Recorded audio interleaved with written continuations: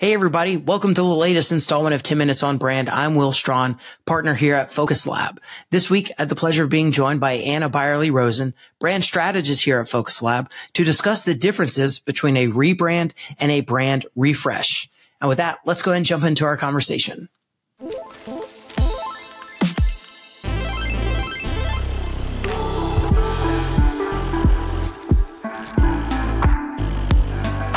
All right, Anna, thanks so much for joining me again on another episode of 10 Minutes on Brand. How are you doing today?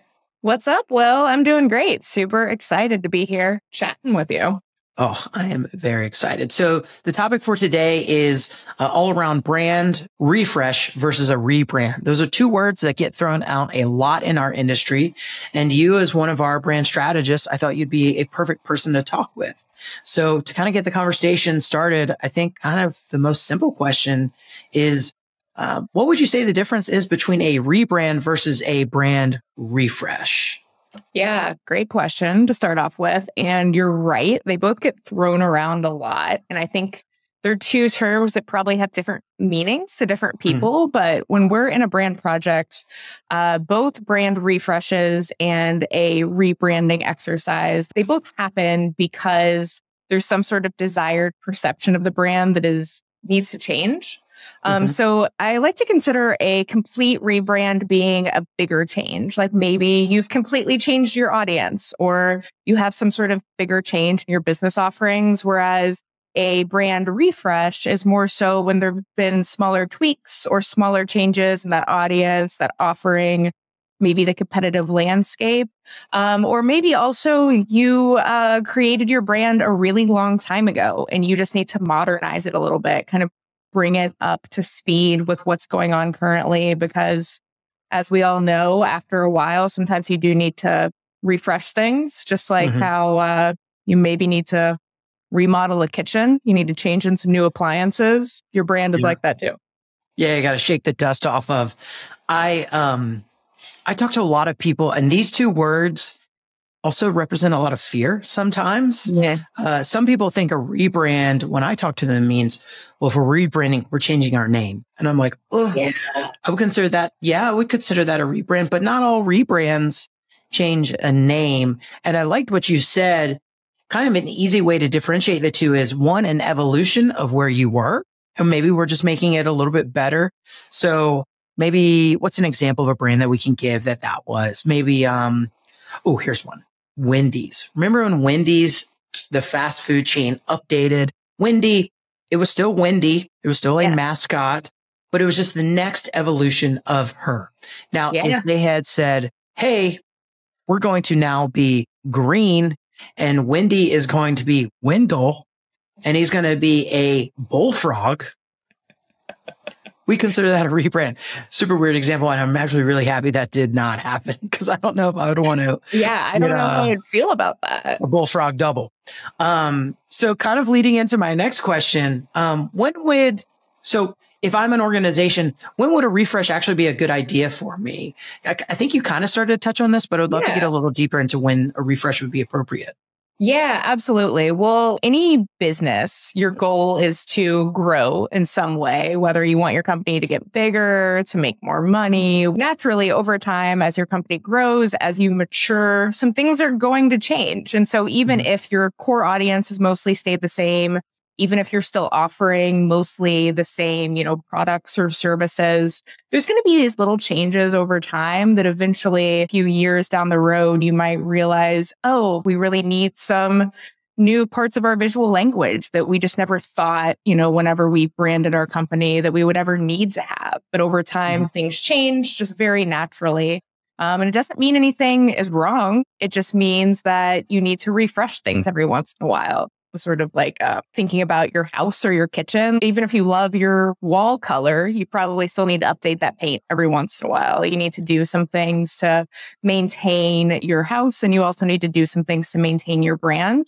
And after a certain period of time, it just makes sense to do some sort of refresh to bring things up to modern times. I know you were giving that Wendy's example. I always like Starbucks as an example of this. Like, I think your average person maybe doesn't even notice that the Starbucks logo and visuals have changed over time.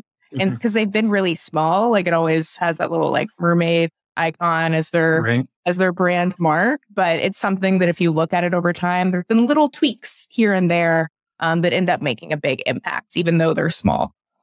Yeah, I love the Starbucks reference. And the beautiful thing about the way that they refresh their brand over time is eventually they got to the point where their brand was so well known that they actually didn't even need their name to be in their main like symbol for their brand. Other aspects when I think of a refresh is you might not actually change anything visually. Sometimes brands need to refresh their positioning or messaging or voice or tone. We would consider that a brand refresh as well, right? So 100%. When I think back to pre-COVID, brands were able to communicate and message very specifically. And then we all went through the first pandemic in nearly almost 100 years. Brands needed to meet that moment. And one way that was easy to refresh was kind of their voice and tone and messaging, to kind of understand that maybe their buyers' pain points had shifted and the things that they valued have changed, right? From going to in office to remote. So I think for you and I, we don't always look at every brand refresh as a purely design play. It can also be a verbal or a brand communications play, which can have a ton of return on investment because the brands that tended to stay static during that, and we're watching the market closely now. How are people going to, respond to recessions? You can't stay the same, right? The same message that you were swinging in 2018 is not going to work in 2022 or 2023. Yeah. One thing that I think people would be curious about, because obviously when you go to our website and you look at cases and you think about branding or branding agencies, you often think of the big swing rebrands where color palettes are different. The logo is vastly different than it was before. Do you think that a brand refresh can have the same like transformation impact that a rebrand can have for kind of these companies out there? Yeah, that's a great question. And I think what you were talking about is a great point. Like maybe it's not as flashy as a big rebrand. Like, when a company comes out with a big rebrand, there's usually, a fancy reveal video. It's a huge deal on social media. And sometimes those are really impactful, but sometimes those smaller refresh changes are just as impactful. Like what you were talking about with updating your brand communications and kind of changing with the times. That's something that is equally as important and is something that if you don't do it, maybe it's a little more obvious then because maybe you're falling behind the times. But I think those are things that don't always get noticed when you're just making these small tweaks over time. But if you don't do it, then maybe it's going to become more obvious then. So to answer your question, yes, I think a refresh can be just as impactful as a rebrand. And I think that also it's a very thoughtful exercise for any sort of company because you are strategically looking at your existing brand and saying a lot of this still works, but maybe there are these parts that aren't working anymore. And we don't want to, throw the baby out with the bathwater. We want to very intentionally look at all of these different parts, save the ones that are still working and refresh the ones that are not, or just make some little tweaks here and there.